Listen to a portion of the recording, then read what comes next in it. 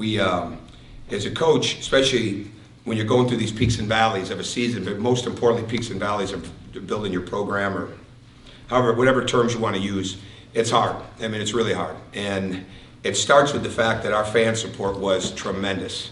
With everything that was happening on I-85 today, you know, God rest the people that were involved in that, with how that was going to change travel for so many people to use their tickets, for so many people to be here from surrounding areas, the state, Atlanta, not to mention Athens, and certainly, all right, last but not least, those students, good Lord. I mean, they just continue to come and be a part of this.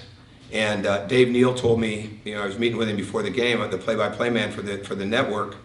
He said when he got here today, he saw 200 to 300 people in line. He said, I've never seen that at Georgia. I said, you should have seen it for Kentucky. Like that's what has to happen. I mean, if we're going to build this program the way we need to build it, we've got to continue to get that support, because we were definitely going to be dealing with a confidence crisis, right? And our guys worked through this. They really did. They worked through it. We had a great practice yesterday, and they figured out a way today to get better. They figured out a way today that the way to stay on the floor is you're going to hit people when the shot goes up, all right? In the case of Mike Peake, you're going to get on the floor for a loose ball. You're going to defend, and we're going to move the ball. And the key to the game, I think, for us, much like, well, the key to the game, we didn't turn the ball over as much in the second half, because some of the turnovers in the first half, you know, were just crucially bad.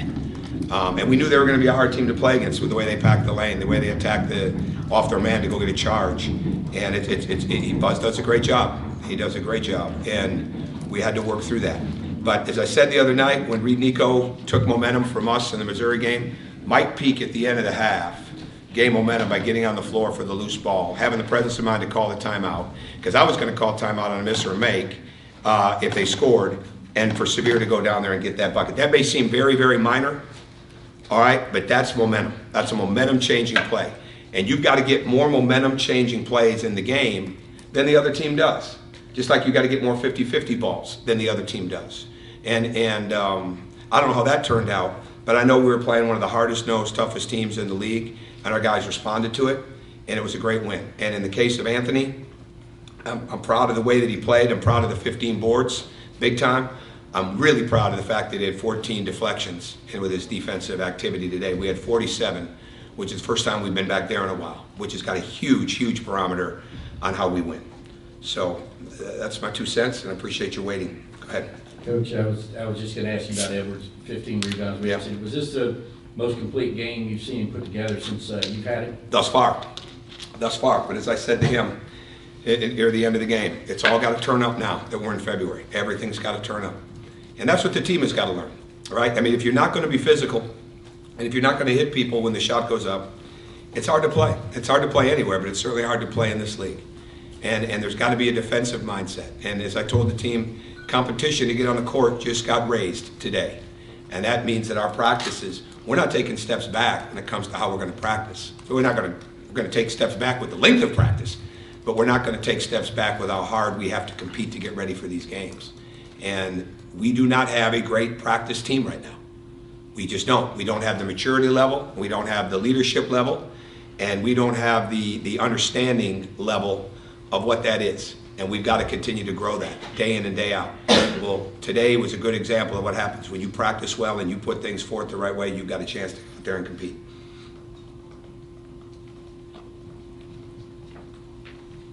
Go ahead, Mark, I can hear you. Oh, I'm sorry. Okay, I got it, Coach. I guess with 13 minutes in the second half, a little bit of deja vu compared to the Missouri game, up by 20. That this one you're up by 12. Did y'all talk at all about, hey, this is a similar situation, or no. And what did y'all do, I guess, to kind of keep it going and make it happen this time? Just kept playing, right? Just kept playing, and that, like, I'm aware of that, but that didn't even cross my mind to bring that up. We talk about making winning plays, and then near the end we talk about finishing the win, right? Finish the win, right? Like the win is right there for us. We got to finish the win, not finish to win, finish the win, right? Like that means make sure we're not taking quick shots. Make sure we're not trying to do something that's not there, all right? Making sure that we're not giving up easy baskets because we're celebrating, right? Finish the win. That's really at the end of the game. But no, I didn't think about that. Yeah, why would I put negative thoughts in their mind, right? My job is There's a lot of cheerleader in it, man. I mean, when you got this many young guys, there's a lot of cheerleader in this. You got to keep them upbeat. But again, today they did a really good job with that. I mean, I lose patience when I don't see guys have a belief. They had belief today, which was good. Tom, Anthony was saying severe is kind of the key to it all. Mm-hmm. Being kind of a difference maker when he's healthy, I guess. So what did you see from him in that role? No question. I thought that was such a momentum-changing play right at the end of the half to get that layup. After Mike Peake's loose ball, we call that timeout. We run the set. I mean, he goes to the rim, right? And no question. I mean, he was rolling, right? He's also had the week off because he didn't do anything Tuesday, Wednesday, and he just kind of went through things on Thursday. And then yesterday he was live, so we felt really good about that. And I thought he did an excellent job. And it means a lot to him, as you know. I mean, that's where he signed. So that's his home. I mean, you can see the football stadium from where they live in College Station. I mean, you see the top of their stadium. It's crazy. So I'm sure it means a lot to him. Any more questions? All right, go ahead. Did you have one? Go ahead.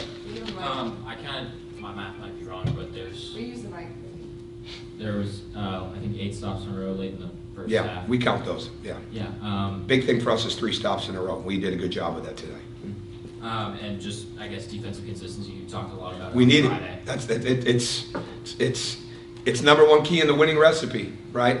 And getting back on defense, handling your defense, and finishing it with a defensive board.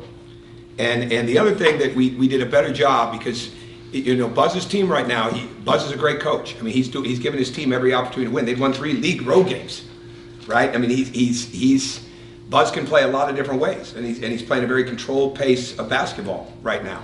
And we can't do that, right? That's not our team. We've got to continue to look to create the tempo. And if the running game wasn't going to be there, it's going to be a lot different story. And but the defensive ability is a big part of why we were able to get our running game going. 2 more questions? Anything else? Okay, thank you. Oh, what? Coach, I want you to comment on the play of Ty Fagan this season. He's got to continue to get better. I thought he did some good things here and there. He's like a lot of our guys. They've just got to carve out how consistent they're going to be. And but he's doing a good job, and it's competitive. I mean, it's very competitive right now, and certainly we're playing 3 guards. And but as long as he continues to improve and get better, you know, he'll be fine. I thought he did some good things today. We have one more question. Coach, when you look at the rebounding, did you sense any difference in the way your team attacked the glass in the second half of the 10 offensive rebounds and out? Yeah, I mean, they just went. Yeah, I mean, it's not like we don't work on rebounding every day, right? And we had some guys that didn't hit. That's why they didn't get back in the game. I mean, it's and when I mean hit, like you may not get the ball, but you have to block out. This team was coming off 23 offensive rebounds, and it's how you win the game. And going forward, I'm not gonna be able to coach with patience on the rebounding part of it. I'm not gonna be able to coach with patience on the lack of hitting when that shot goes up. I'm not gonna be able to coach with patience on the on the offensive rebound. Those things have got to be there for us to have a chance. And we don't shoot it well enough yet. How many threes did we make? 8. You know, we don't shoot it well enough yet. There's not one thing that we do so well that we can say we don't have to get offensive rebounds. And that's just how it's got to be. Thanks, guys. Thank you. Appreciate it.